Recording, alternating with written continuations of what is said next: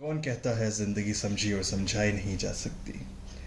जबकि मुर्दा जिस्मों से भरे कब्रिस्तान कुदरत की यूनिवर्सिटीज़ हैं और 2 गज ज़मीन तले हर दबा शख्स जिंदगी का प्रोफेसर। तो फिर ऐसा क्यों होता है कि हम पैदा होते हैं, मर जाते हैं, पर जी नहीं पाते? कि हमने तो बस वक्त को जीना सीखा है, ज़िंदगी की तो हमने कभी जिया ही नहीं। और जब यही वक्त हमारे पास ख़त्म हो जाता है तो सोचते हैं कि हम जो उम्र भर वक्त के किताबचे में नफ़ा और नुकसान दर्ज करते रहे, तो वो कौन सा पैमाना था जो इस नापतोल के काम आया? और कोई ऐसा फार्मूला भी है जो बता सके कि नफ़ा फ़ायदा के सिवा कुछ भी नहीं और नुकसान तो बस नुकसान ही दे सकता है? जबकि सच तो ये है कि ज़िंदगी नफ़ा देती ही कब है, ये तो सौदा ही घाटे का है। हम तो अदम में भी बहुत आराम से थे, फिर इस ज़िंदगी के हाथों वजूद में बदल कर इस मुतज़ाद दुनिया में आए, यानी आजमाइश में डाले गए। और आजमाइश में ना तो मुनाफे की उम्मीद होती है और ना नुकसान पर हैरत। फिर भी हम खसारे की फहरिस्त मुरतब करते हैं। ज़िंदगी को तो जैसे गुज़रना था वैसे ही गुज़र जाती। कम से कम वक्त रुखसत ये खलश तो ना होती कि हमने जो नुकसान का खाता बंद कर दिया होता, तो शायद ज़िंदगी कुछ सहल हो जाती। मगर हम समझते ही नहीं, और वक्त है कि ख़त्म हो जाता है। कभी दूसरे का तो कभी हमारा। सदियों से यही खेल खेला जा रहा है। हम आते हैं, सीधा रास्तों को खुद अपने लिए पेचीदा बनाते हैं और ये कहते गुजर जाते हैं। अब जो देखें तो कोई ऐसी बड़ी बात नहीं थी। ये शब वो रोज़ माहो साल का पुरपीच सफ़र, कुदरत कदरे आसान भी हो सकता है हम ज़रा ध्यान से चलते।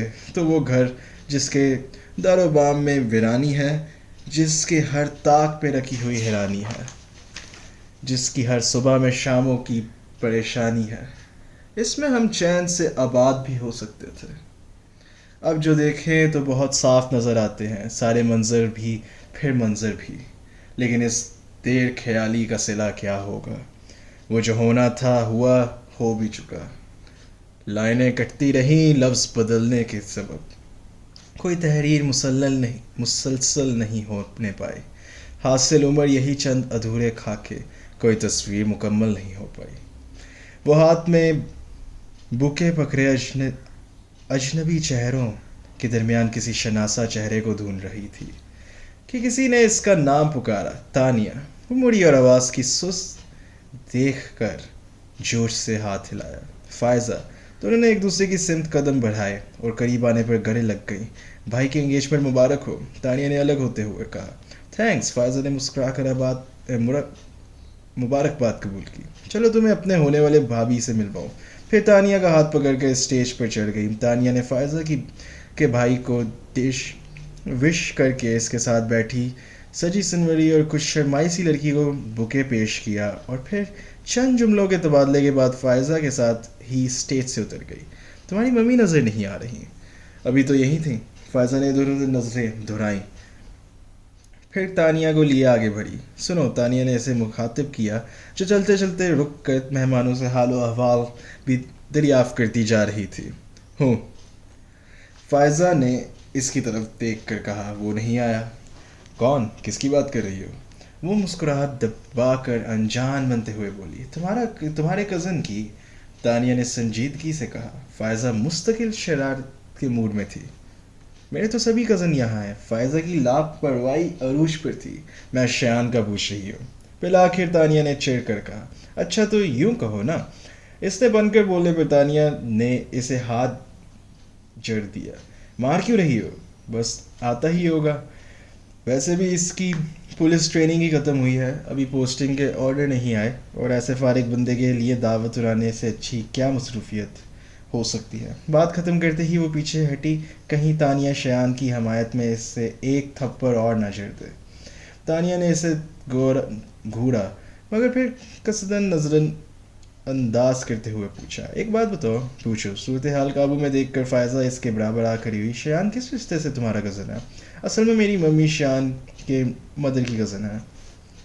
अच्छा। सर हिलाते हुए तानिया ने सामने देखा तो इसकी नज़र डिनर सूट में मलबूस शयान के रास कामत वजूद पर पड़ी। इसने फ़ायज़ा को पकड़ कर झंझोड़ दिया। शान आ गया। शुक्र है, नहीं तो तुम मुझे मार डालती। बको मत, तानिया ने शान को देखते हुए इसे डांटा, जो सीधा इनकी तरफ आ रहा था। क्या हो रहा है? वो पास आकर बोला। तुम्हारे आने की खुशी में तानिया मेरा गला दबाने वाली थी, फ़ायज़ा बेचारगी से बोली। शान ने पहले इसकी शक्ल देखी, फिर तानिया की, जिसकी दोनों हाथ पीछे से फ़ायज़ा के शानों पर थे।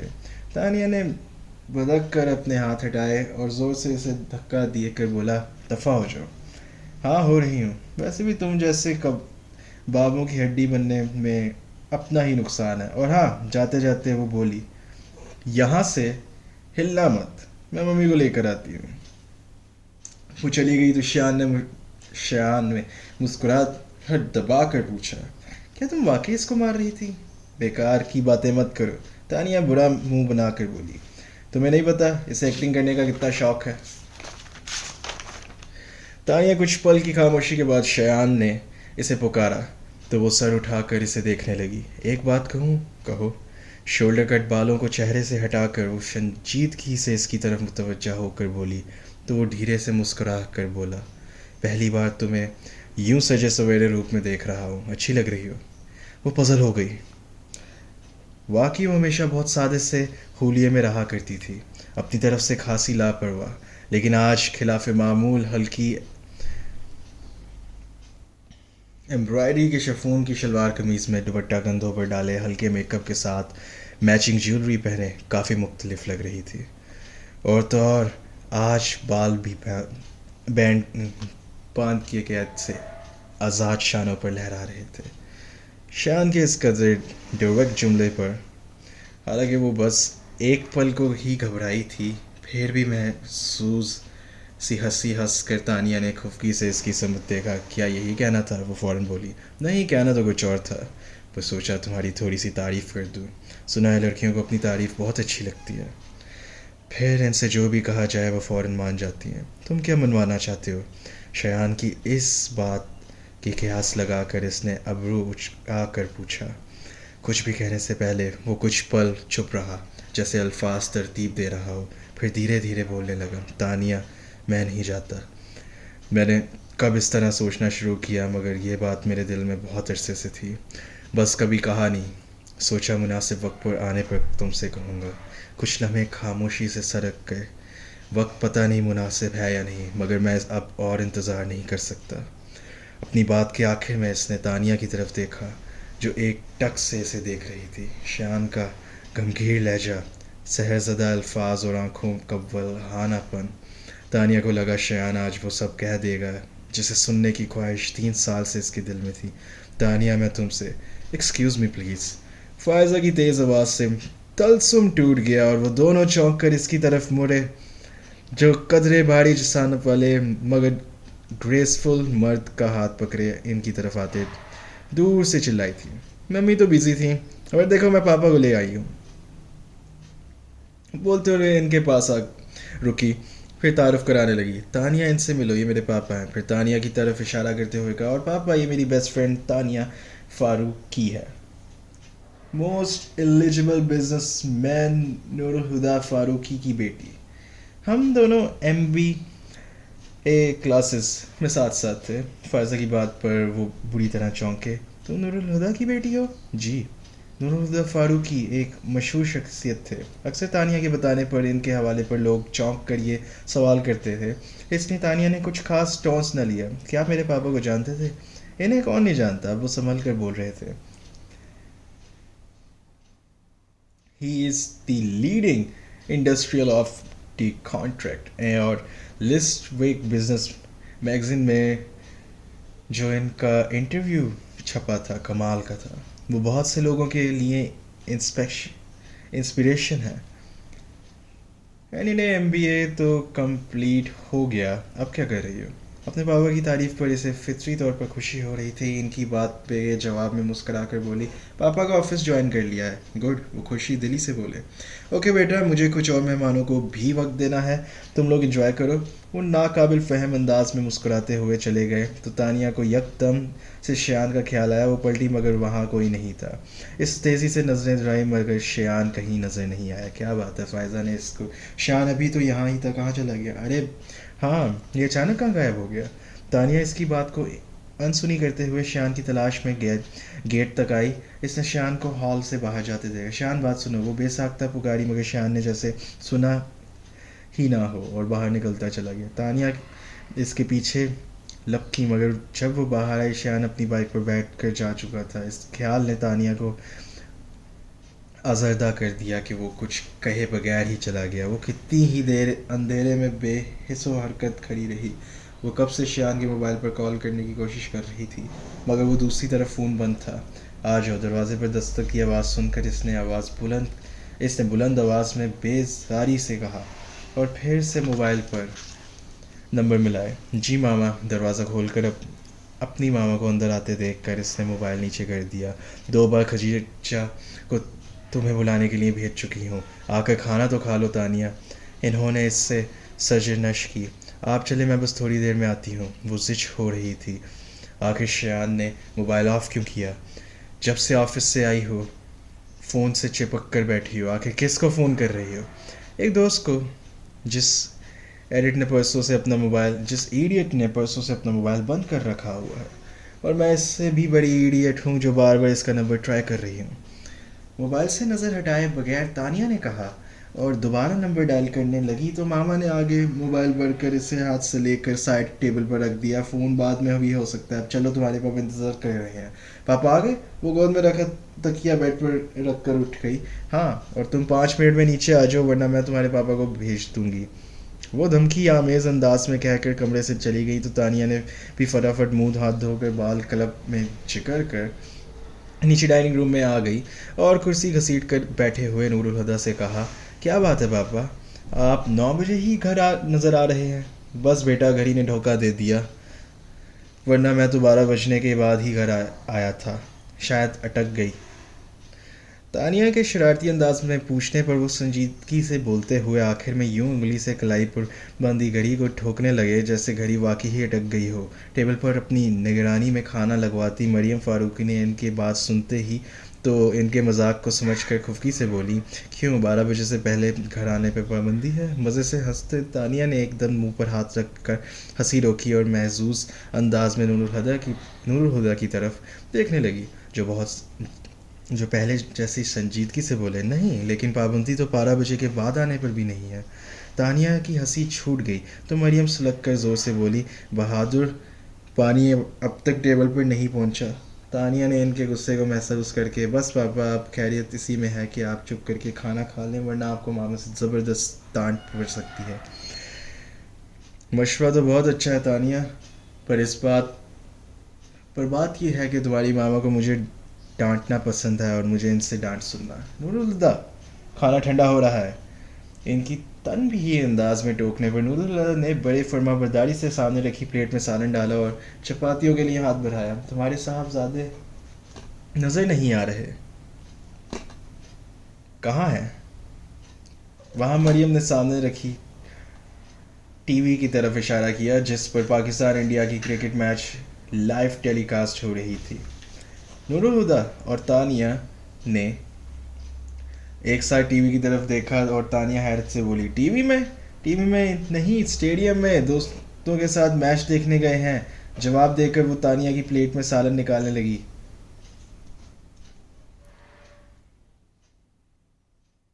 दादीजान भी साथ गए हैं? तानिया ने पूछा। वो अपने कमरे में है, आज फिर डिप्रेशन का दौरा पड़ा है, सुबह से दरवाज़ा बंद करके बैठे हैं। कितनी बार इनका दरवाज़ा बजा चुकी हूँ मगर वो कोई जवाब ही नहीं दे रहे। दादीजान के इस तर्ज अमल के सभी आदी थे और अब तो कोई नोटिस भी नहीं करता था। मरियम ने बिना किसी तशवीश के इतला दी और अपनी प्लेट में खाना निकाल कर खाने लगी। नूरुल भी किसी तासुर के बगैर खाना खा रहे थे लेकिन तानिया ने सामने लगा खाने को हाथ भी नहीं लगाया। पता नहीं दादाजान को एकदम से क्या हो जाता है, क्यों खुद को कमरे में बंद कर लेते हैं, फिर अगले कई दिनों तक इन्हें किसी भी चीज़ का होश नहीं रहता। पापा, आपको पता है दादाजान ऐसा क्यों करते हैं? अफसर्दगी से खुद कलामी करते हुए आखिर वो नूरुल हुदा से पूछने लगी।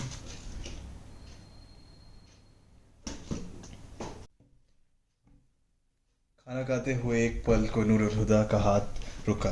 फिर वो तल्खी से बोले, होंगे उम्र रफ्ता के कुछ जख्म जो बेकल करते होंगे। इस उम्र में यूं भी आदमी के पास पछताने के लिए बहुत कुछ होता है। तानिया को इनका अंदाज और इनकी बात दोनों ही नागवार गुजरे। वो अपनी जगह से उठ कर ही हुई, मैं दादाजान को लेकर आती हूँ, इन्होंने सुबह से कुछ नहीं खाया होगा। फिर किसी की तरफ देखे बगैर वहाँ से चली गई। लाउंज में दाएं और बाएं दोनों जानिब सीढ़ियाँ थीं। दाएं तरफ की सीढ़ियाँ ऊपर मंजिल के कॉरिडोर से जुड़ी थीं, जबकि बाएं जानिब की सीढ़ियाँ बेसमेंट में जाती थीं, जहाँ स्टडी में से महलक शादगा लाइब्रेरी थी। बेसमेंट की इन्हीं सीढ़ियों के एक जानिब अजहर फारूकी का कमरा था। तानिया की कई बार की दस्तकों के बाद भी अंदर से कोई जवाब ना आया। दरवाज़ा खोलिए दादा जान, मगर अंदर हनूस खामोशी का राज था। मैं आपको लेने आई हूँ और लिए बगैर नहीं जाऊँगी। जवाब न, कोई जवाब नहीं। ठीक है, आपको दरवाज़ा नहीं खोलना तो ना खोलें, मैं भी यहीं दरवाजे के पास ही बैठी रहूंगी। और फिर वो सचमुच दरवाजे के पास दीवार से टेक लगा कर बैठ गई। अगले कुछ और पलों की खामोशी के बाद हल्की से क्लिक की आवाज़ के साथ दरवाज़ा खुल गया। तानिया ने सर उठाकर देखा तो अजहर फारूकी ज़रा सा दरवाज़ा खोलकर चेहरा बाहर निकाले इसे देख रहे थे। अंदर आ जाओ, इतना कहकर वो दरवाज़ा खुला छोड़कर वापस मुड़ गए। तानिया उठी और अंदर कमरे में चली गई। बैठो, इन्होंने तानिया से बैठने को कहा तो तानिया को महसूस हुआ जैसे इनकी आवाज़ रूंधी हुई है। इनके चेहरे पर भी आंसू के निशान थे, आंखें झुका रखी थीं। फिर भी तानिया को अंदाज़ा था कि वो सुर्ख हो रही होंगी। हर बार की कैद तन्हाई के बाद इनका हालत ऐसे ही दगरगूं हो हुआ करती थी। फिर भी तानिया को अजीब लगा। वो रिटायर्ड कर्नल थे और इनकी बाहर शख्सियत से जा पसंदी टपकती थी। 70 बरस की उम्र में भी इनकी सेहत काबिल रख्श थी। कुछ सालों से ब्लड प्रेशर के मसले के सिवा इनको कोई भी परेशानी नहीं हुई। अलबत्ता उम्र की ज़्यादती की वजह से इनके शानी कदरे झुक गए थे, मगर इनके रोब दबदबे और शख्सियत से यसकर मुख्तलिफ। तानिया ने हमेशा इन्हें नरम मिजाज ही पाया था। इनकी करकराहटी भारी आवाज़ तानिया ने हमेशा सरगोशियों जैसी धीमी ही सुनी थी। गोमलाल की एक मुस्तकिल कैफियत इनके सुर्ख व सफ़ेद चेहरे की मकीन थी। फिर भी तानिया को वो चट्टान की तरह मजबूत लगा करती थी, मगर इस वक्त तो वो बेहद कमज़ोर और शिकस्ता दिखाई दे रहे थे।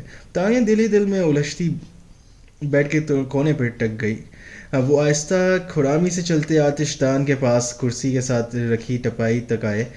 इस पर रखी पड़ी रेड खोर की डायरी उठाई और इस तरह चलते स्टडी टेबल तक आ गए। डायरी को दराज में रख कर दराज को लॉक किया और चाबी हाथ में लेकर फिर तानिया को मुखातिब किए बगैर मैं फ़्रेश होकर आता हूँ और कमरे में बंद अटैच बाथरूम में चले गए। तानिया ने गैर दिलचस्पी से यहाँ वहाँ सर घुमाया, फिर थोड़ी के नीचे हाथ रखकर आतिशदान के ऊपर लगी तस्वीर को देखने लगे।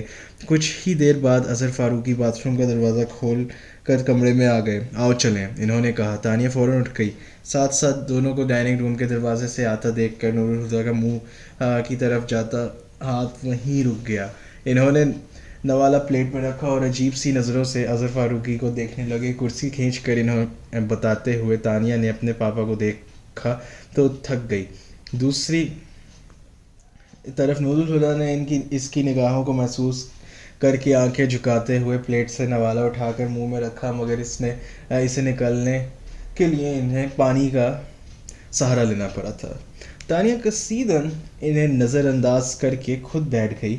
अजहर फारूकी की प्लेट में खाना निकालते हुए उठाए हुए मरियम से कहा, देखा मामा, मैंने कहा तो था। दादाजान फ़ौरन आ गए। दादाजान कभी मेरी बात टाल नहीं सकते, पर जिसकी माननी चाहिए थी उसकी इन्होंने मानी भी नहीं।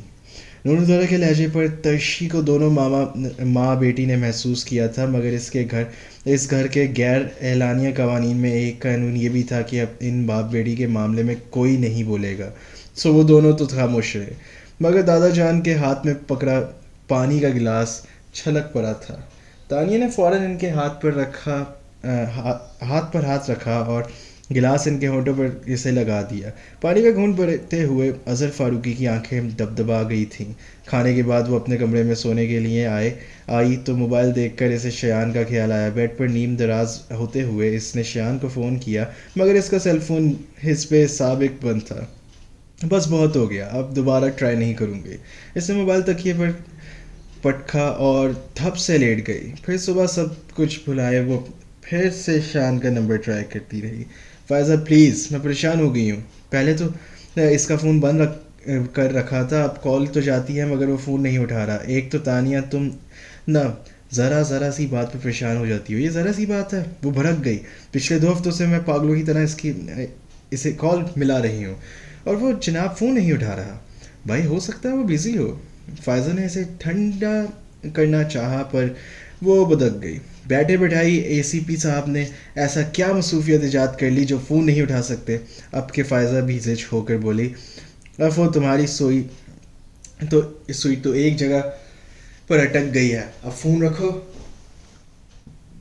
मेरा बहुत सारा काम छोड़कर मुझे अपनी आंखों से जैसी अपनी उल्लू जैसी आंखों से घूर रहा है। नौकरी से निकलवाओगी? ज़्यादा ओवर एक्टिंग करने की ज़रूरत नहीं है, मैं भी ऑफिस में ही बैठी हूँ। वो ऑफिस तुम्हारे पापा का है, जबकि मेरा बॉस मेरा चाचा बनने को तैयार भी नहीं है।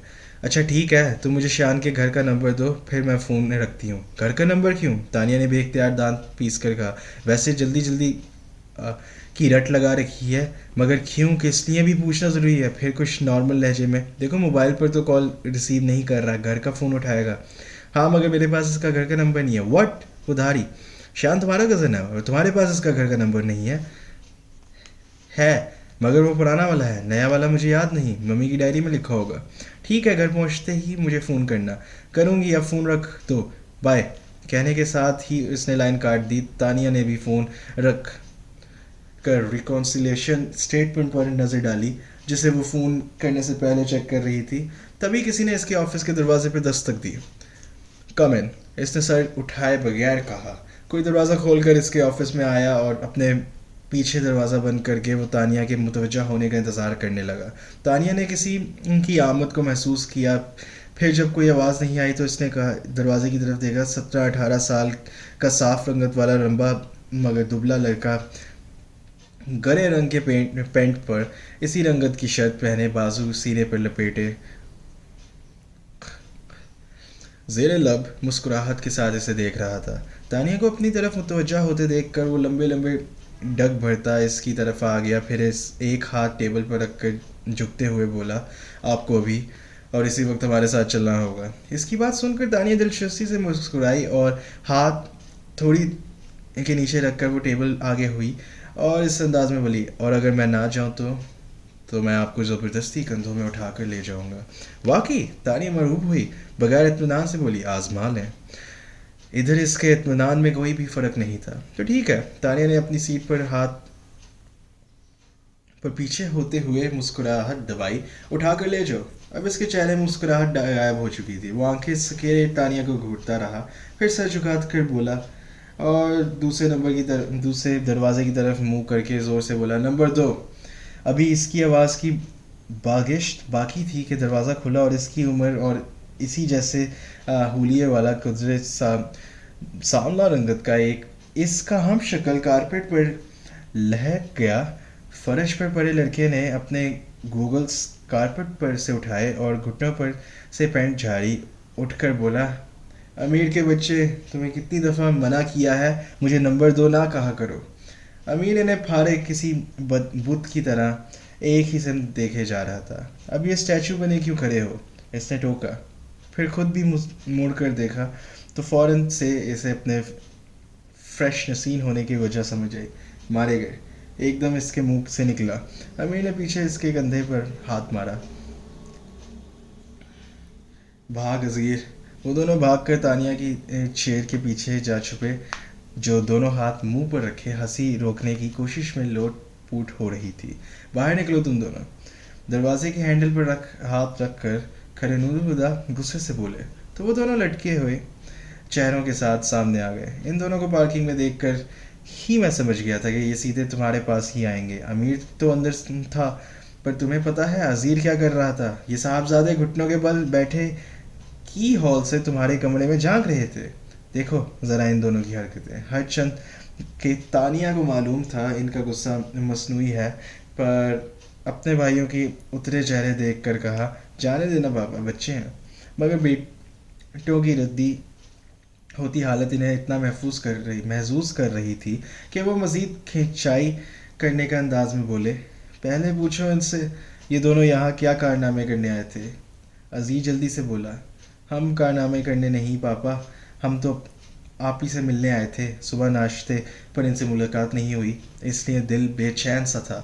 फिर कॉलेज से वापस आकर हमने सोचा आप ही से ऑफिस जाकर मिलते हैं। बोला अमीर। आला पाए की बकवास एक्टिंग करते हुए इसने अमीर से मदद मांगी, जो फ़ौरन ही मिल गया। बिल्कुल पापा, ये 2 नंबर ठीक कह रहा है। तुमने फिर मुझे 2 नंबर कहा। अजीज सब छोड़ के इसके पीछे पड़ गया। तुम मुझसे पूरे 15 मिनट छूटे हो। तो हुए ना 2 नंबर। हाँ जीर की हाँ इस कदर मदबराना थी, जैसे ये बात आज ही इसके इल्म में आई हो। तुम दोनों फिर शुरू हो गए। नूरुल्लाह इन्हें टोकते हुए तानिया की तरफ मुड़े। ये दोनों अगर 5 मिनट और ऑफिस में रहे तो भोंचाल आ जाएगा और तुम्हारे लिए बगैर ये टकेंगे नहीं। इसलिए तुम इन दोनों के साथ जाओ, तुम्हारा काम तारिक के देख लेगा। ओके, तानिया सर हिलाकर बोली। तो अमीर जल्दी से आगे हुए। हम सिर्फ आप ही को लेने नहीं आए, हम आप भी हमारे साथ चले। वो पलटने लगे थे, रुककर पूछा खैरियत? दादाजान का बर्थडे है और आप हमेशा भूल जाते हैं, तो हमने सोचा इस बार आपको खुद ही लेने आ जाते हैं, चलें। सॉरी बेटा, मैं इस बार नहीं आ पाऊँगा। एक पल में इनके चेहरे से अज़लात तन गए। अमीर को बहुत बुरा लगा। क्यों? मेरा फॉरेन डेलीगेशन के साथ मीटिंग है, मैं कैसे आ सकता हूँ? अजीब बच्चों की तरह मुंह फुलाकर बोला। मीटिंग कैंसिल कर दें? इन्होंने भी बच्चों की तरह अजीर को पूछा। समझा करो बेटा, मीटिंग कैंसिल नहीं हो सकती। तो फिर आपने आज के दिन मीटिंग रखी ही क्यों, जबकि पता है 29 नवंबर को दादा जान का बर्थडे होता है और हम सब मनाते भी हैं। इससे पहले कि नूरुल्लाह इसे बहलाने की कोशिश करती, तानिया ने कहा जाने दो अजीज़, पापा नहीं आएंगे, मीटिंग वाकई है बहुत अहम है। नूरुल्लाह ने इसकी बात पर चौंक कर इसे देखा। वो जानते थे कि तानिया जानती है कि वो जिस फॉरेन डेलीगेशन की बात कर रहे हैं वो कल दोपहर को वापस जा चुका था और इसी बात ने इन्हें चौंका दिया था। फिर इन्होंने तानिया का चेहरा देखा तो समझ गए कि इसने जो कुछ भी कहा है इसका भरम रखने के लिए नहीं, बल्कि वो इन पर जता रही है। वो शर्मिंदा हो गए और ऐसा पहली बार नहीं हुआ था। तानिया ने इशारे से अज़ीर और अमीर को चलने के लिए कहा। खुद वो छोटे छोटे कदम उठाती नूरुल्लाह के सामने जा रुकी। आप दादा जान का बर्थडे कभी नहीं भूलते, है ना पापा? इन्होंने बस इसे देखा और चुपचाप वहाँ से चले गई। हाई क्लास की बाकी ख़वातीन की तरह मरियम फ़ारूकी को भी सोशल वर्क का शौक़ था। हाँ, मगर ये बात तो ठीक है, तरजीहात की लिस्ट पे इनके बच्चे सबसे पहले आते थे। किसी वर्कशॉप और कॉन्फ्रेंस को इन्होंने कभी भी बच्चों से ज़्यादा अहमियत नहीं दी। इस दिन भी क्लब के मेंबर्स की जॉइंट मीटिंग थी, मगर वो माजरत करके उठ गई। इनके पहुँचने तक कस्से फ़ारूकी में अच्छा खासा हंगामा बपा हो चुका था। लाइन चेयर्स के साथ रुकी, टेबल से गुब्बारों का एक गुच्छा बड़े एहतमाम से बंधे हुआ था और शौक रंग के हर गुब्बारे पर हंसी बर्थडे लिखा रखा था।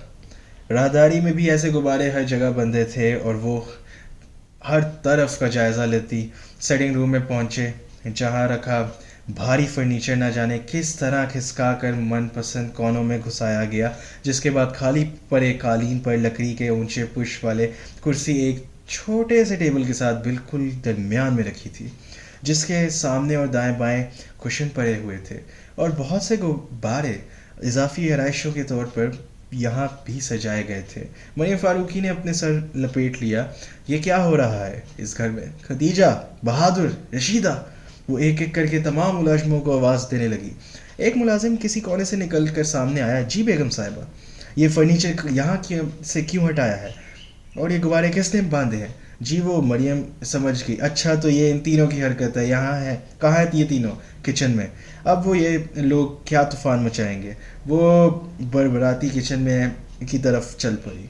डाइनिंग रूम से बाहर तक सुनाई देती कहकों पर से पता चलता था कि वो तीनों अपनी पसंद का कोई कारनामा कर चुके हैं और किचन के दरवाजे से दाखिल होते ही इनका ख्याल की तस्दीक भी हो गई। किचन इस तरह फैला हुआ है और किचन के दरवाजे से दाखिल होते ही इनके ख्याल की तस्दीक भी हो गई। वो दो ताकतवर फौजों के पख घमसान का रन पड़ा था। फर्श पर पड़े अजीब से आमेज़े से बचते हुए इनकी नज़र बहादुर पर पड़ी। वो दोनों पेहरा उठाकर स्टूल पर रखे बैठा, दोनों हाथों से अपनी खिचड़ी बालों वाला सर पकड़ कर आंखों से बंद आगे पीछे झूलता हुआ, जैसे अपने अंदर उठे उबाल को दबाने की कोशिश कर रहा हो।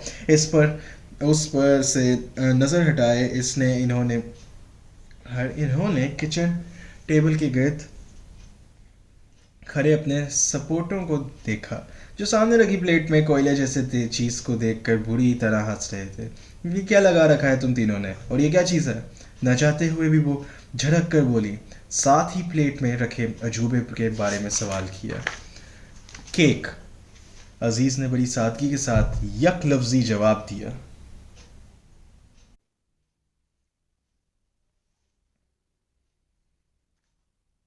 जबकि बाकी दोनों सूरत हाल की नज़ाकत को देखकर खामोश रहे।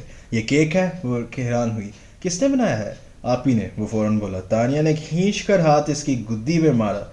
इस वार्निंग के साथ ही इसने बयान बदल दिया। नहीं अमीर ने, मैंने कब बनाया? इसने आंखें दिखाई। तुम लोग कभी चुप भी कर जाया करो, वो डांट कर बोली। और तुम, वो तानिया की तरफ मुड़ी। हद करती हो तानिया, बड़ी हो, बजाय इसके कि भाइयों को टोको तुम भी इनके साथ मिल गई।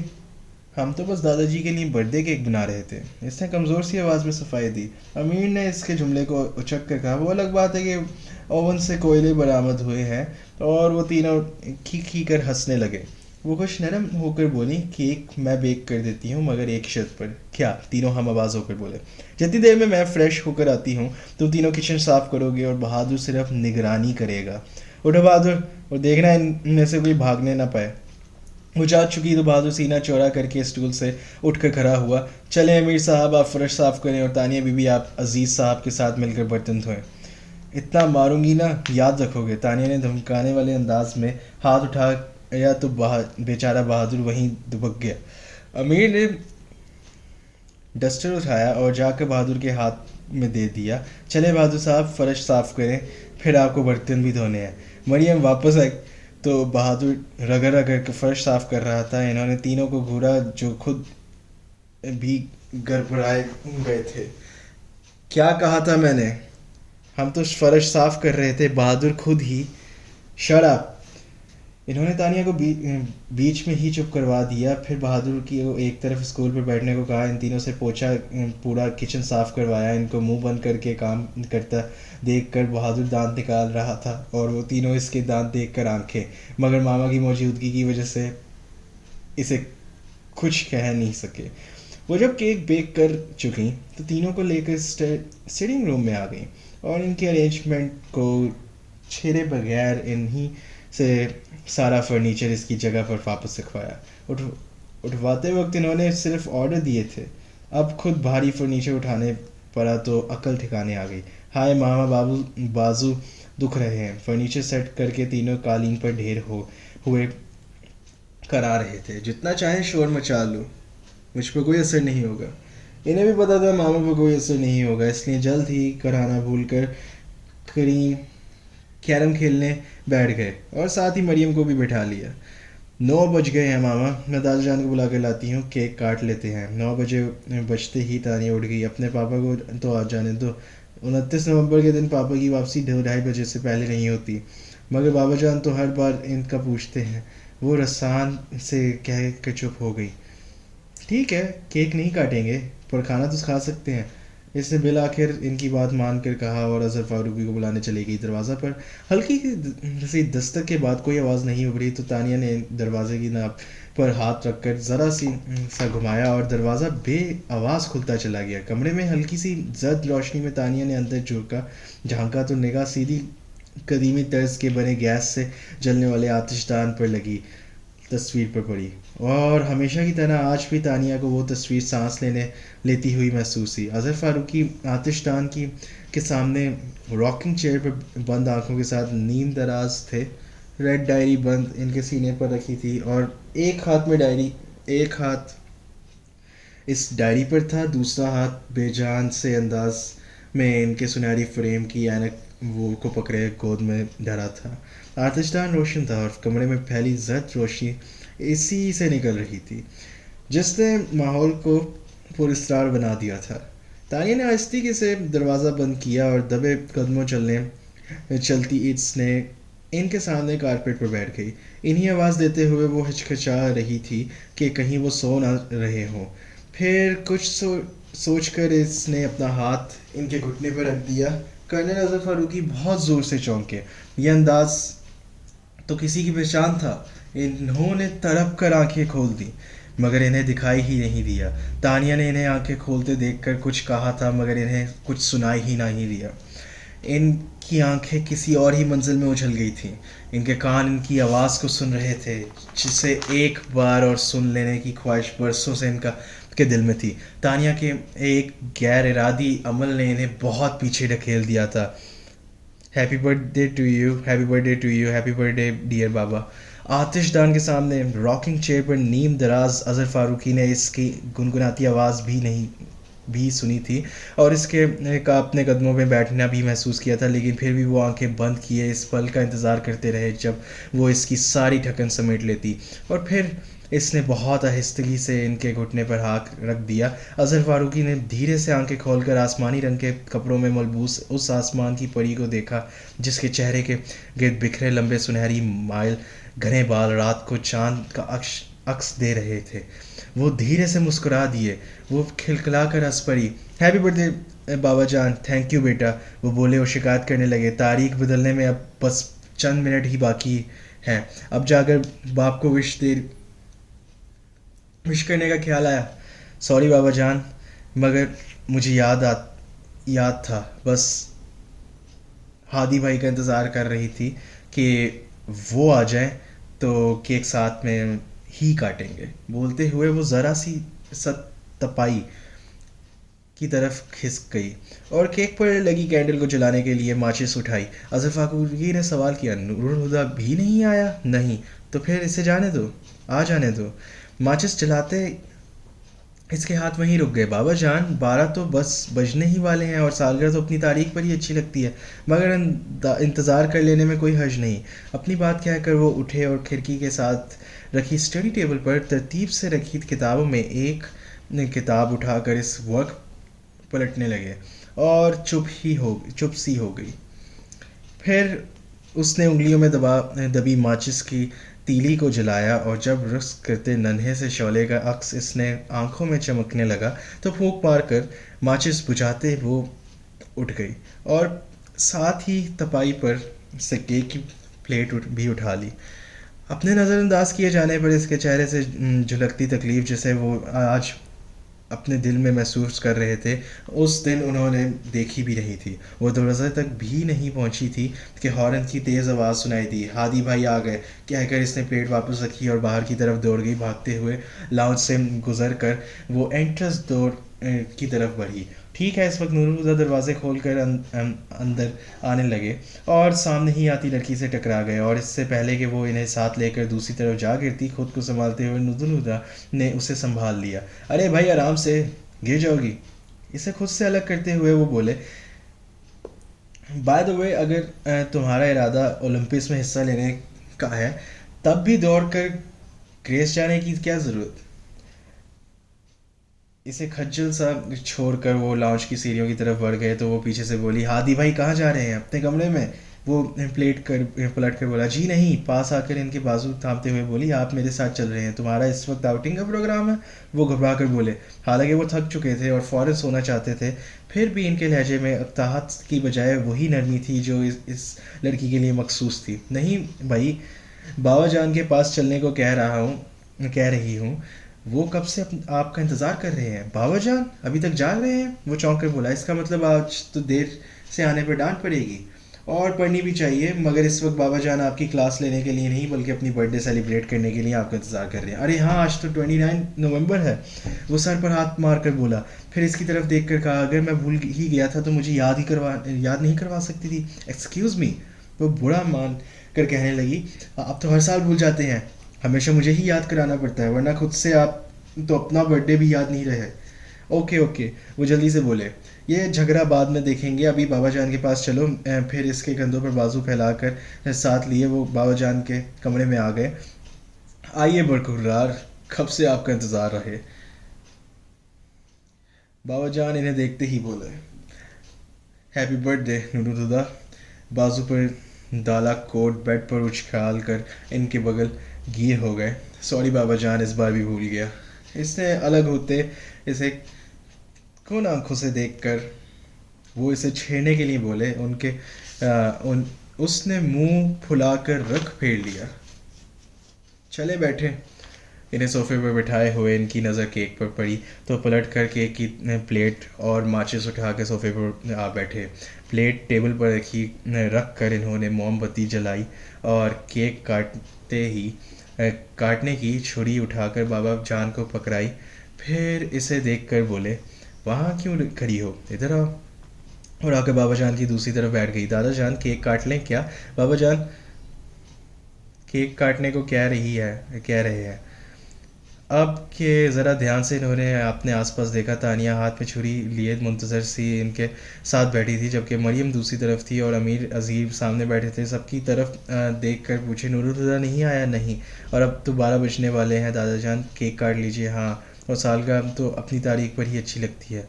तानिया की बात पर बरसों पहले किसी का कहा जुमला शकिस्ता अंदाज में इनके लब से अदा हुआ।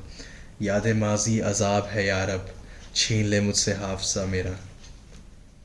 इतवार का दिन था। फ़ायज़ा कुछ देर पहले जागी थी और अभी नाश्ते से फारिग हुई थी कि इसे मुलाजमा ने तानिया के आमद के बारे में बताया। वो फ़ौरन ही ड्राइंग रूम में चली। मुझे शयान के घर ले चलो। सलाम दुआ के बाद जो पहली बात तानिया ने कही वो यहाँ थी।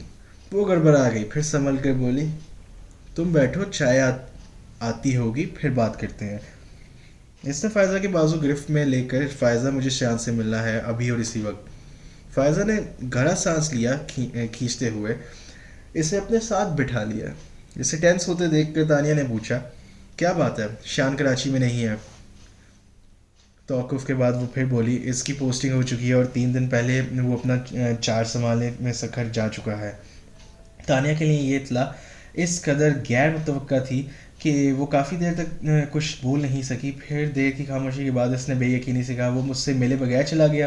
फिर इसने शाकी नज़रों से फ़ायज़ा को देखा, और तुमने मुझे अनजान रखा, मुझे ऐसा करना पड़ा। वो जल्दी से सफाई देते हुए बोली, जवाद के एंगेजमेंट के दूसरे ही दिन इसकी पोस्टिंग के ऑर्डर आ गए थे, मगर शियान ने मुझे मना कर दिया कि तुम्हें ना बताऊं।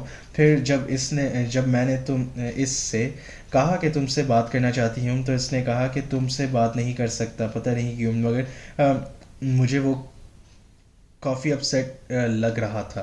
फ़ायज़ा चुप हुई तो तानिया ने कहा, बात नहीं कर सकता मगर क्यों? ऐसा तो कुछ भी नहीं हुआ कि मुझसे बात ही ना करे। तुमने इससे पूछा नहीं वो ऐसा क्यों कर रहा है? तानिया अब भी हैरान थी। फ़ायज़ा ने इसकी तरफ देखा ही नहीं, सर झुका कर बोली, पूछा था लेकिन इसने कुछ बताया ही नहीं, तो मैंने सोचा शायद तुम दोनों में अनबन हो गई थी। हमारे बीच तो कुछ नहीं हुआ। तानिया ने फ़ौरन तरदीद की। इम्पॉसिबल। फ़ायज़ा ने मानने से इनकार कर दिया। कुछ तो बात होगी, बिना किसी से बात किए वो ताल्लुक़ क्यों ख़त्म करेगा? इसने तुमसे कुछ कहा होगा। यकीन करो फ़ायज़ा, कोई बात ही नहीं हुई। वो परेशान सी होकर चुप हो गई। फिर जैसे याद आने पर बोली, लेकिन एंगेजमेंट वाले दिन वो मुझसे कुछ कहना चाहता था क्या? पता नहीं। तानिया ने जानबूझकर ये बात छुपा ली कि इसका ख्याल में इस दिन इसे प्रपोज़ करने वाला था। वो दिन वो कहने वाला था कि तुम और अंकल वहाँ आ गए। फिर वो कोई बात किए बगैर अचानक चला गया। वो रुकी, फिर तलक सी हंस कर बोली, वो तो हमेशा ही कुछ कहे बगैर चला जाता है। मुलाजमा इसी वक्त चाय की ट्रॉली के साथ अंदर आई तो वो दोनों चुप कर गई। मुलाजमा के जाने के बाद फ़ायज़ा ने चाय का कप उठाकर तानिया के हाथ पे पकड़ाते हुए कहना शुरू किया, पर तानिया, तुम शयान की तरफ से पहल का इंतज़ार क्यों करती रही? खुद से क्यों नहीं किया? दोनों हाथों से कप पकड़ाए वो बेबसी से बोली, कैसे कर देती, जबकि मैं भी नहीं जानती कि वो मुझसे मोहब्बत करता भी है या नहीं। तो तुम मुझसे मोहब्बत करती हो ना, ये काफ़ी नहीं है? तानिया ने कुछ कहे बगैर कप टेबल पर रखा और खड़ी हो गई। मैं अब चलूँगी। फ़ायज़ा ने इसे रोकना चाहा लेकिन वो ठहरी ही नहीं। फ़ायज़ा से बाहर तक छोड़ने आई। तानिया कार का दरवाज़ा खोलने के लिए होल में चाबी डाल रही थी। जब इसने फ़ायज़ा को कहते सुना, एक बात मानोगी तानिया, अगर वो नहीं कहता तो तुम कह दो। अगर नहीं कह सकती तो इस इंतज़ार को ख़त्म करके आगे बढ़ जाओ। कब तक इसका पल सराहत पर खड़ी रहोगी, तकलीफ़ में रहोगी? वो चुपके से कार में बैठी और चली गई। तुम्हारे अंदेशे चाहे कितने भी दुरुस्त होते हैं शान, मगर आग घी के बाद जुदाई बख्शने का तुम्हें कोई हक नहीं था। फायजा ने तासुब से सोचा। एक हाथ में फायज और दूसरे में दुपट्टा पकड़ाए इसकी आमद काफ़ी अफरा तफरी में हुई थी। नूरुद्दीन ने अखबार नीचे करके इसे देखा। मैं सोच रहा हूँ देर से ऑफिस आने वालों की तनख्वाह काटना शुरू कर दूँ। मरियम इनकी तरफ देख कर हंसी। ऐसा मत करना नूरुल हुदा, वरना तनख्वाह के नाम पर तानिया के हाथ में कुछ भी नहीं आएगा। Very funny. फाइल्स और दुपट्टा साथ वाली चेयर पर रखकर हाथ में पकड़े क्लिप लापरवाही से सिल्की ब्राउन बालों में ताके हुए वो बुरा मानकर बोली, वैसे बाबा एक बात मैं आपको बता दूं, जिस दिन आपने मेरी तनख्वाह काटी अगले दिन मैं रिज़ाइन कर दूंगी। धमकी दे रही हो? आप भी तो दे रहे हैं, आराम से कहकर इसने स्लाइस उठा लिया। अच्छा आराम से खाओ। इसे जल्दी जल्दी स्लाइस मुंह में ठूसते देखकर मरियम ने टोका। नूरुल्लाह ने अखबार पलट कर साइड में रख दिया। इन्हें अखबार रखते देखकर मरियम ने चाय का कप सामने रखते हुए गिलास में जूस निकाल कर इन्हें थमाया। नाश्ते के बाद अखबार पढ़ने इनका मामूल था, फिर अखबार फारिग होकर जूस पीते और ऑफिस के लिए निकल जाते। जितनी देर में इन्होंने जूस पिया तानिया नाश्ता निपटा चुकी थी। इसने नैपकिन के से हाथ साफ करके दुपट्टा गले में डाला। पापा चले, तुम बाद में चली जाना। इनसे पहले मरियम बोल पड़ी। फिर इस पर से निगाह हटाकर इन्होंने नूर खुदा को देखा। मैं तानिया से कुछ बात करना चाहती हूँ। ओके, अच्छा सुनो। इन्हें उठा देख कर वो मज़ीद बोली, ऑफिस जाने से पहले बाबा जान से मिलते जाना। रात इनकी तबीयत काफ़ी ख़राब थी। इनका मूड एकदम से बदल गया और रुखाई से बोले, मैं बिजनेस मैन हूँ, डॉक्टर नहीं। वो चले गए तो तानिया मरीम की तरफ मुड़ी। समझ नहीं आता आखिर पापा जान दादा जान के साथ इतना रूड बिहेव क्यों करते हैं। क्या आप जानती हैं इन दोनों में क्या दरमियान टेंशन है? मैं कैसे जान सकती हूँ? इन्होंने फ़ौरन लाइल्मी का इजहार किया। मैंने इन दोनों को हमेशा ऐसे ही देखा है। अब तो खैर आदत हो चुकी है, लेकिन शादी के इब्तिदाई सालों में मैं भी परेशान हो जाया करती थी। एक दफ़ा नूरुल्लाह से पूछा भी तो कहने लगे तुम्हारा वहम है, वो शायद बताना नहीं चाहते। इस ख्याल से मैंने कभी ज़्यादा करेदा नहीं, और अब तो मुझे भी अपना वहम ही लगता है।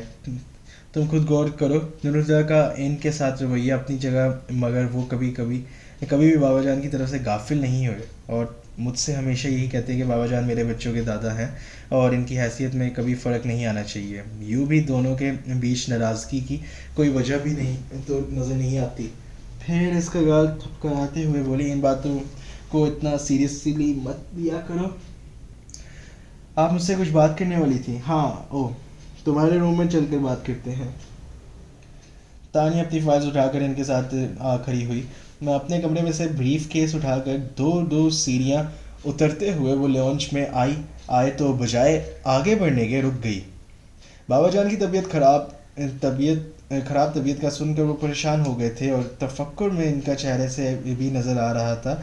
कुछ पल ठहर कर वो आहिस्ता आहिस्ता कदम उठाते इनके कमरे के दरवाजे पर जा रुके और दस्तक के लिए हाथ उठाया। फिर पता नहीं क्या हुआ, इन्होंने उठते हुए हाथ की मुट्ठी बनाकर भींच लिया। अचानक ही इनके चेहरे से बेहिसी झलकने लगी थी। फिर वो मुड़े और तेज़ कदमों से चलकर बाहर निकल गए। तानिया दोनों पैर उठाए बेड पर बैठी और मरियम इससे कुछ फासले पर गहरी सोच में डूबी थी। तानिया ने खुद से पूछना मुनासिब नहीं किया समझा तो चुप करके इन्हें देखने लगी। वो हमेशा की तरह ही सिल्क की साड़ी पहने हुए थी। तानिया ने कभी भी इन्हें बहुत ज़्यादा लंबे बालों के साथ नहीं देखा। इस वक्त भी इनके लहराईदार बालों की स्टेपल्स कटिंग कमर के खम से कुछ ऊपर ही ख़त्म हो रही थी, जो कुछ सचमुच ही गहरे काले घने हुआ करते थे, मगर अब उड़ता लेस ब्रेस की उम्र में इन्हें पाबंदी से डाई कराना पड़ते थे। अलबत्ता इनकी फ़िक्र पर उम्र का कुछ खास असर नहीं पड़ सका। सोचते सोचते इसके जहनी रूह नूर हुदा की तरफ मुड़ चुकी थी। इसने अपनी उम्र की कई लड़कियों को इनकी पर्सनैलिटी को सराहते सुना था। कनपटियों से इनके बाल सफ़ेद हो चुके थे, जिन्हें इन्होंने कभी कलर करने की ज़रूरत महसूस नहीं की। इनके उठते बैठते चलने फिरने और बोलने में भी खुद एतमादी झलकती थी। वो मुतासिर कुन शख्सियत के मालिक थे। इन दोनों लोगों को साथ देखकर तानिया के दिमाग में एक ही बात आती, मेड फॉर ईच अदर। अभी भी यही सोच कर इसके होंठों में मुस्कुराहट आ गई, जिसे फ़ौरन ही दबाते हुए इसने मरियम से कहा, मामा मुझे ऑफिस भी जाना है। हाँ मुझे याद है। तुम्हें आंसर कैसा लगता है? जैसा है वैसा ही लगता है, इसने मुमताज़ अंदाज में कहा। यही तो पूछ रही हूँ कैसा लगता है। मुझे क्या मालूम? मुझे मालूम क्यों नहीं है? आखिर तुम दोनों बचपन के दोस्त हो। बचपन के दोस्त तो मामा बचपन में ही ख़त्म हो गए, जब वो पढ़ने के लिए अब्रॉड चला गया। अब वो मेरा दोस्त नहीं, सिर्फ फारूक की ग्रुप ऑफ इंडस्ट्रीज़ का वेंडर है।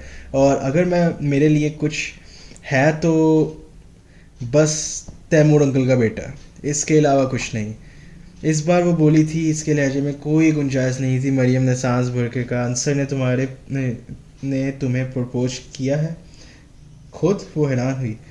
मुझसे तो, और उस इंसान ने कहा, यही बात की है, मगर जाहिर है बेटे की मर्ज़ी से ही की होगी। वो खामोश बैठी रही। वो बाकायदा तौर पर रिश्ते लेकर आने की इजाज़त मांग रही थी। तुम्हारे पापा को भी प्रपोज़ल अच्छा लगा है और दादा जान ने भी अप्रूव कर दिया है, मगर जाहिर है आखिरी फैसला तुमको ही करना है। सोच समझ के जवाब देना मामा। लेकिन इसने कुछ बोला चाहा पर मरियम ने बीच में ही रोक दिया। देखो, अगर इस बार कोई टाल मटोल नहीं चलेगी। जब तक तुम पढ़ रही थी तब तक तो ठीक था, पर अब जो साल भर से तुम बहाने बना रही हो वो समझ नहीं से बाहर है। मुझे समझ नहीं आता आखिर तुम शादी के बारे में कब सीरियस होगी। मामा प्लीज़ इस जिक्र को अभी रहने दें। इसने कोशिश करके बोल ही दिया, मगर इन्होंने जैसे सुना ही नहीं। तुम्हें कुछ अंदाज़ा है तुम्हारी उम्र कितनी हो चुकी है? जाहिर सी बात है ये सवाल इससे जवाब मांगने के लिए नहीं किया गया था। 24 साल, वो बोली, और जब मैं 24 साल की थी तो तुम मेरी गोद में थी। वो रुक कर इसकी फ़क होती शक्ल देख कर बोली, मैंने पहले भी तुमसे कहा है और अब भी तुमसे कह रही हूँ कि अगर तुम्हारा अपना कोई चॉइस है तो खुल कर कह दो। मुझे या किसी भी दूसरे शख्स को कोई एतराज़ नहीं होगा। इसकी आंखों में एकदम ही शयान का चेहरा उभरा, तो इसने सख्ती से पलकें बंद कर ली। फिर खोल कर इन्हें कहा, और अगर तुम्हारी कोई चॉइस नहीं है तो बेटा मैं कहूँगी कि तुम्हारे लिए आंसर से बेहतर कोई और नहीं हो सकता। इन्होंने तौक़ुफ़ किया, फिर प्यार से इसके बालों पर हाथ फेरने लगी। तानिया, ये वक्त जो इस पल तुम्हारे हाथ में है बहुत खूबसूरत है, इसे ना गंवाओ। मैं जाऊँ? कुछ देर बाद इसने हल्के से पूछा। हाँ जाओ, इन्होंने इजाज़त देते हुए कहा। इनके पास से उठ कर वो दादा जान के पास आ गई। बस जा ही रही हूँ। फिर बेड पर इनके बराबर तकते हुए जहाँ वो नींद दराज थे, अब आपकी तबीयत कैसी है? तुम्हें देखकर ठीक हो गई, वो खसदा मुस्कुराई। अज़हर फारूकी कुछ झलके फिर पूछा, नूरुल्लाह अभी घर पे है? नहीं, वो ऑफिस जा चुके हैं। आहिस्ता से घर के कहकर इसने इनका हाथ चूम कर रखा। आई लव यू दादा जान। वो जानती थी कि ये लफ्ज़ इनकी तकलीफ़ का नैमो बदल नहीं हो सकता, फिर भी वो मुस्कुराए तो इसे हौसला हुआ। फिर इन्होंने अल्लाह हाफ़िज़ कहकर वो बाहर पोर्च पे आ गई। अपनी कार रिवर्स कर रही थी कि डॉक्टर सिराज बैग विमर में गेट से अंदर आते दिखाई दिए। वो गाड़ी में बैठे बैठे ही खिड़की से सर निकाल कर बोली, डॉक्टर साहब आप इस वक्त वैसे ठीक वक्त पर आए हैं। आज दादा जान की तबीयत कुछ ठीक नहीं। वो खिड़की के पास आकर झटके हुए बोले, हर मंगल को मुझे कर्नल साहब के चेकअप के लिए आना ही होता है, और आज भी मैं शाम को आने वाला था। फारूकी साहब को फ़ोन आया कि कर्नल साहब की तबीयत का फ़ोन आया कि कर्नल साहब की तबीयत नासाज है, तो मैं सुबह ही आ गया। आपको पापा ने फ़ोन किया है? वो खुशगवार हैरत से बोली। हाँ। अच्छा, वो हंसी। ये बात दादा जान को ज़रूर बताइएगा। बता दूंगा, वो नासमझी से बोले, और तानिया इन्हें हैरान छोड़कर अपनी कार निकाल ले गई। दिन हफ्तों में और हफ्ते महीनों में कितनी तेज़ी से बदल जाते हैं। यूं ही कैलेंडर देखते हुए तानिया को एहसास हुआ कि शयान को सक्कर गए 2 महीने से ज़्यादा हो चुके थे, और इस तमाम अरसे में शयान की सूरत देखने तो दूर, इससे शयान की आवाज़ तक नहीं सुनी थी। हालांकि इसका दिल बहुत चाहा कम अज़ कम इस बार तो इसे फ़ोन कर ले, मगर इसने सख्ती से खुद को रोक लिया। वो इतनी आर्जा भी नहीं थी। इंटरकॉम की बीप्स पर इसका ध्यान बटा दिया। हेलो। इंटरकॉम का बटन प्रेस करते हुए इसने कहा, मैडम मिस फ़ायज़ा आपसे मिलना चाहती है। हाँ अंदर भेजो, और चाय भी। फ़ायज़ा के नाम पर वो सीधी होकर बैठ गई। तानिया हैरान होकर फ़ायज़ा को के यूं ऑफिस आने की वजह सोचने लगी। चंद लम्हों बाद फ़ायज़ा एकदम से इसके ऑफिस में दरवाज़ा खोलकर अंदर आई और आते ही बोली, शान के फादर को हार्ट अटैक हुआ है। तानिया कितने ही देर कुछ बोल नहीं सकी, फिर कोशिश के लिए इसने खुद बोला, वो ठीक है, समझो जान बची है। फ़ायज़ा खुद भी परेशान लग रही थी।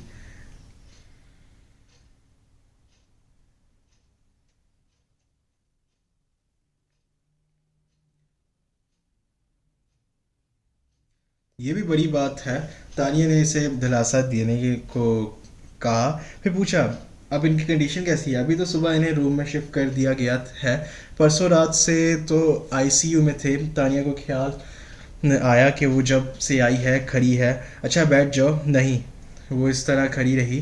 फिर अस्पताल जा रही हूँ, रास्ते में तुम्हारा ऑफिस आया तो सोचा तुम्हें इतला कर दूँ। मैं भी चलती हूँ तुम्हारे साथ। तानिया ने जल्दी से कहा, इंटरकॉम पर तारिक साहब को बैठने का कहकर अपने सामने खिली फाइलें समेटने लगी।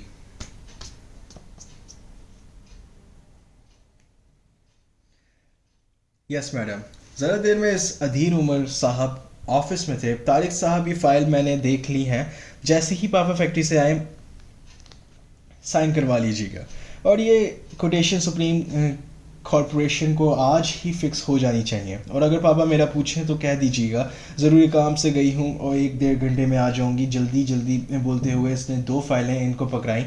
फिर बैग का इस स्टॉक कंधे पर डाल के मोबाइल और चाबियां उठाई। फ़ायज़ा को अपने पीछे आने का इशारा करती ऑफिस से निकल गई। फ़ायज़ा के बैठते ही इसने गाड़ी आगे बढ़ा दी। कौन सा अस्पताल है? आगा खान।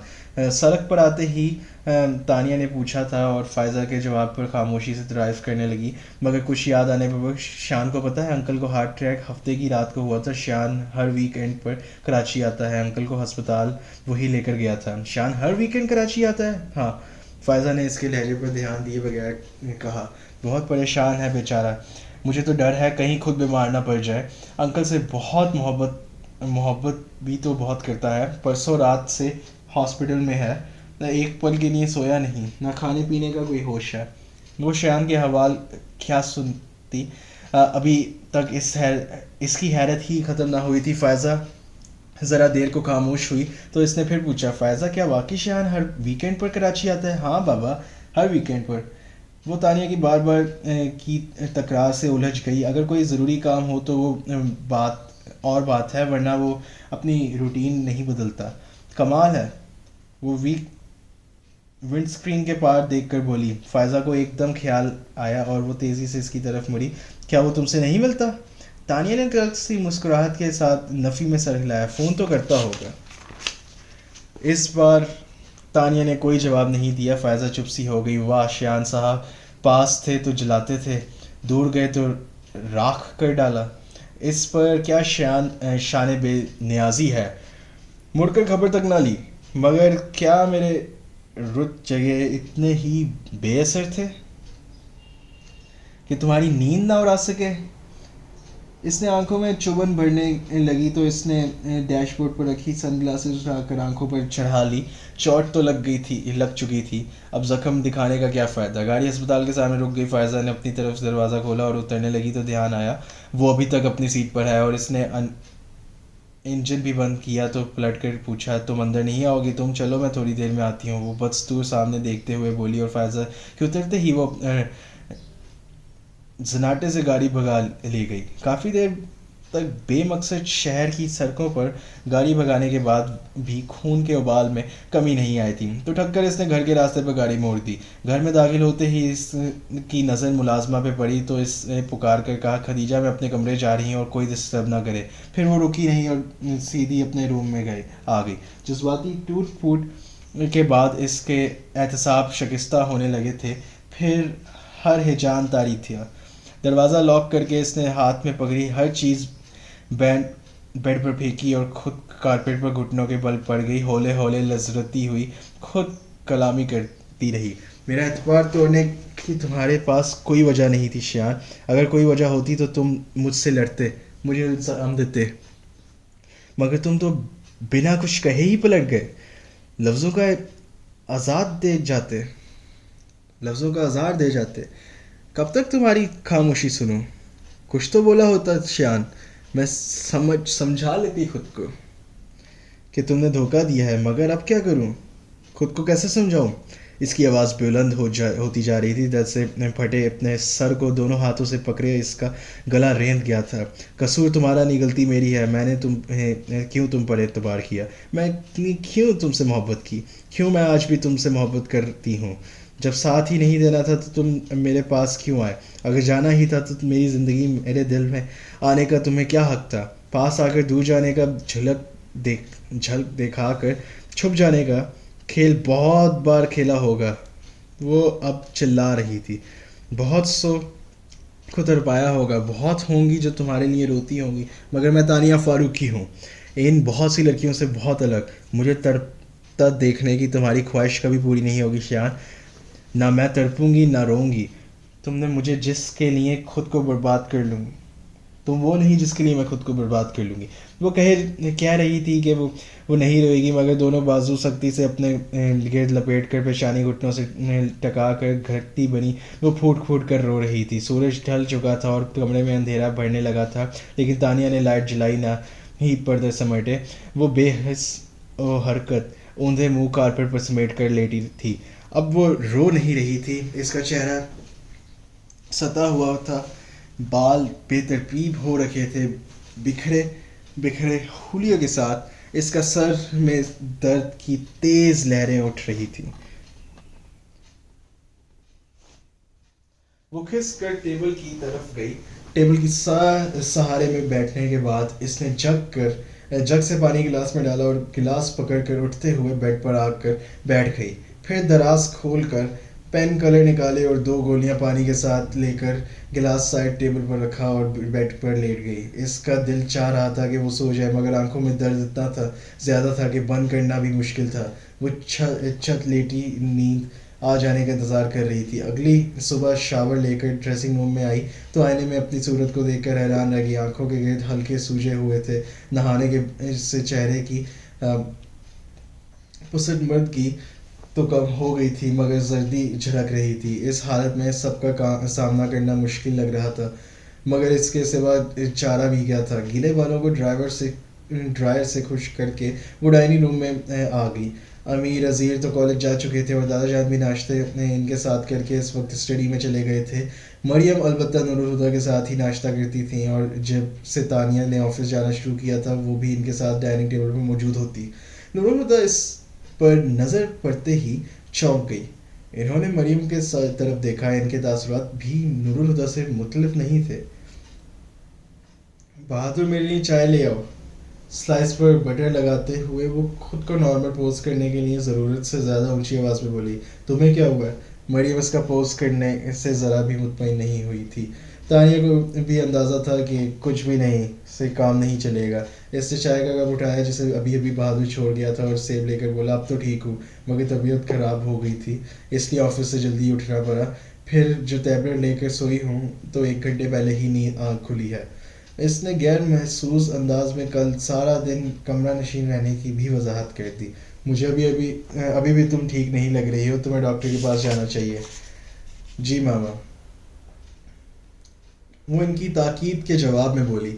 मरियम तो कदरे मुतमईन होकर नाश्ता करने लगी, मगर नूरुल हुदा मुस्तकिल इसे देख रहे थे। हालांकि इन्होंने कोई सवाल नहीं किया था, मगर का इस तरह देखना तानिया को परेशान कर रहा था।